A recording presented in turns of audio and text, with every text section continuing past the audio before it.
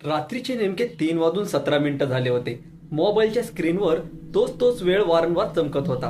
अमोल अचानक जागा झाला. घरात पूर्णपणे शांतता होती. फक्त भिंतीवरील घड्याळाचा टक टक असा आवाज येत होता. तो पाणी प्यायचा उठला. स्वयंपाकघरात जाताना त्याच्या लक्षात आलं, हॉलमधली खुर्ची हलत होती. जणू कोणी आत्ताच उठून गेलं होतं. वारा असेल, तो स्वतःलाच म्हणाला. पाणी घेऊन तो परत बेडरूम मध्ये आला. पण बेडवर त्याला जे दिसलं त्याने त्याचा श्वास रोखला. बेडवर तोच झोपलेला होता. हो, अगदी त्याच्यासारखाच चेहरा, त्याच कपड्यांमध्ये शांत झोपलेला.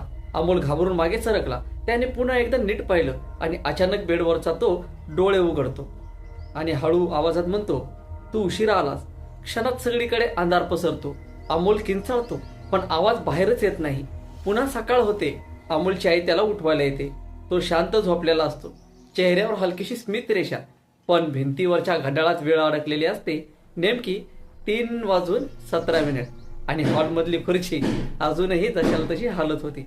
तर मित्रांनो, तुम्हाला ही छोटीशी भयकथा आवडली असेल तर नक्कीच आपल्या चॅनलला लाईक शेअर सबस्क्राईब करायला विसरू नका. भेटू पुढील भयकथेमध्ये. तोपर्यंत धन्यवाद.